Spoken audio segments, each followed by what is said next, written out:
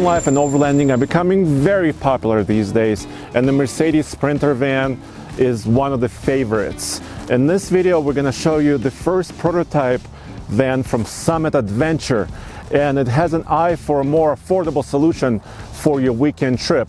Come check it out. This video is brought to you by our friends at Transwest. Check them out using the link below for your truck, trailer, and RV needs. And of course, check out summitadventurevans.com to find this van.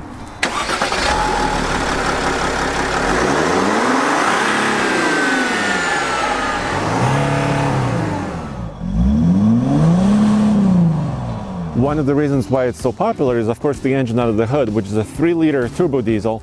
It has a lot of torque, and for 2019 it's going to have also a 7-speed automatic transmission, giving you a little bit more efficiency and a longer traveling range, which is always good. Also, 2-wheel drive and 4-wheel drive vans are available. Depending on cost, you can choose either option. The idea behind this is to have what was coined originally as a weekender build.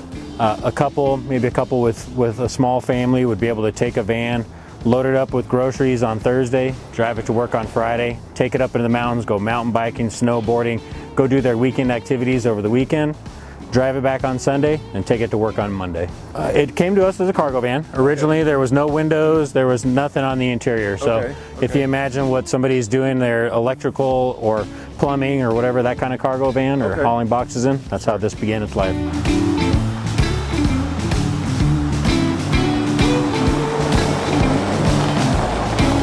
The Summit Adventure van is going to be available just in the high roof version, and I'm 6'2" and I have plenty of space to walk around and use the kitchen, etc., etc.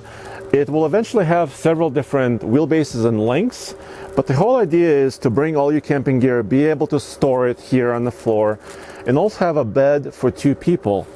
Eventually, they will also have additional seats mounted in the tracks in this area, so if you want to bring 2 or 3 of your friends to the campsite, you can do that as well. On the inside, we have the kitchen galley, 2.7 cubic foot refrigerator with a little freezer in there. Under here, you got a drawer, 18-inch drawer, 2 10-inch drawers, and then you have your plumbing in the cabinetry right there. It's 7 degrees Fahrenheit outside right now, and one really useful feature is a self-contained water tank. And if you run the heater inside the van overnight, the water won't freeze, which is a really nice feature. You also have a 20-gallon gray water tank on the outside of the van. Okay. But no restroom in this layout.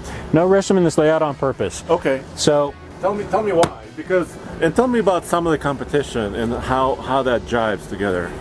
So for a lot of the competitors out there in the RV space, they are going to have things like bathrooms and those kind of amenities.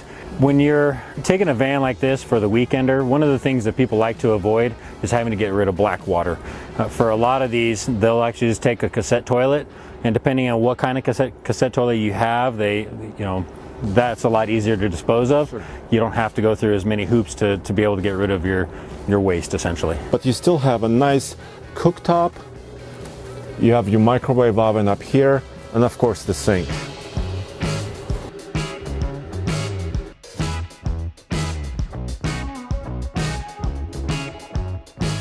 Here's your water tank level and control, and you also have charge ports, including USB and 12-volt as well. So this is the first prototype unit, right? And correct. You have a vision of building, this is going to be series production actually, right? Correct. In the long run, we're hoping to be able to build about a van a day, which will give us roughly about 200 a year, and that'll be between the Sprinter and the Transit chassis. And where are they going to be built? Here in Colorado, Fort Lupton, Colorado. The bed design, one of the things that we wanted to think about is how do we maximize the space inside of the van. So when you're driving around and you have all your cargo in here, how can we make it so that you can fit big items in here, and a lot of them. So anywhere from a paddleboard to a kayak to even a motorized wheelchair. There's a lot. Bikes, mountain bikes? Yep, and some of the mountain bikes and in some of the future versions, people want to be able to do ATVs and motorcycles. So we have plans down the road to be able to have those types of cargo capabilities. So in this particular bed design, it's really actually pretty simple how it works. You have your aluminum frame. These guys can just be stowed during transportation. Okay. And then the bed stores in an upright position. Just comes down from the sides.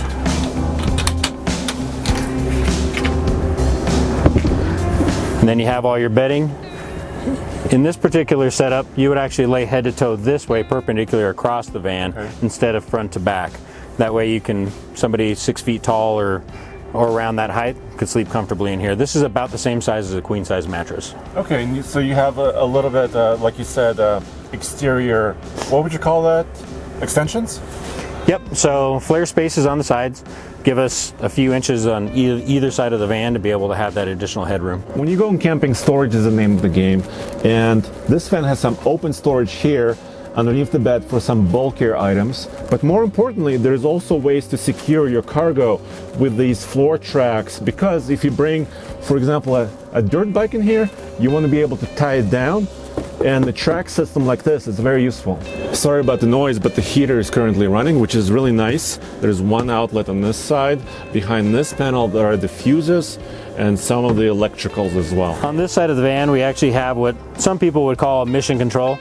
So you have your Webasto heater, fuel operated heater. It ties into the factory fuel tank, runs off the diesel. For the Transit, it's also going to run off the unleaded fuel. That heater will warm the van for about 22 hours on less than a gallon of fuel. So if you're sleeping in a cold area, you don't have to run the heater in the van to keep it warm. Okay. Solar panel, charge controller, and then your powered awning controller, light switches, and your awning light switch. So the awning actually has its own porch lights on there, and then your power inverter control panel. So the powered awning just simply goes in and out, okay, right from a switch on the side of the van.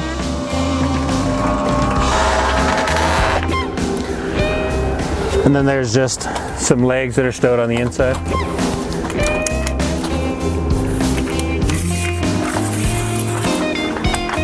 And you'll notice the LED light strip is on the front of the awning, so if you want to hang out on your porch area with your friends and have a couple drinks, hang out by the fire, at least you have some light to be able to see each other with at night. I know you're probably wondering about the price. The Sprinter Summit Adventure Van two-wheel drive model is going to start at $110,000, and the 4x4 model of the Sprinter is going to be $125,000. Yes, I know it sounds like a lot of money still for a camping van, but if you look at the competition, for example, the Winnebago Revel, that can be $25,000 on top of that. So RVIA certification is for the RV industry. It allows people to be able to purchase this vehicle or a motorhome through an RV dealership. It does also give them the eligibility to get longer terms, but it also allows you to be able to insure and register your vehicle as a motorhome, so you can get into RV parks and also make sure that you're covered in case there's some sort of loss or damage to the vehicle. When you get the Summit Adventure van, it will come with an all-season tire from the factory, but of course the choice of wheel and tire is up to you. This particular one has BF Goodrich KO2s, which is one of my favorite tires. So on the prototype piece, we actually used a ladder from a company called Prime Design. Just got it powder coated black to be able to match the roof rack. Did a rear bumper hitch step. That way you can actually climb onto the ladder fairly easily and be able to climb up to the top of the van and access your cargo area up there. Can you build this on both like the 2500 and 3500 chassis? I mean, if people want to tow like a trailer, I mean, there's different ratings. How does that work? Yep, absolutely. So the van itself on the inside is going to be pretty much identical between a 25 and a 3500. This particular van's a 2500. We threw the hitch on there. It'll pull about 5,000 pounds, which is a pretty respectable amount of weight to be able to drag behind you. These vans, of course, are very tall. That's why the ladder is here. And when you climb up, the Adventure van has a Rhino rack up here. And they're working with Rhino rack on a loading system for your kayaks, which makes it easier to load up. And the solar panels that are up here, you don't have to have them there, and extend your storage capacity. One of the other things that we're doing is building some window covers. I guess I didn't show you that. Kind of blackout. Yep. These ones are actually just held on with magnets. Future versions, depending on how we're trimming out the interior panels, may or may not work with magnets. We might include suction cups. Okay. when can customers order this?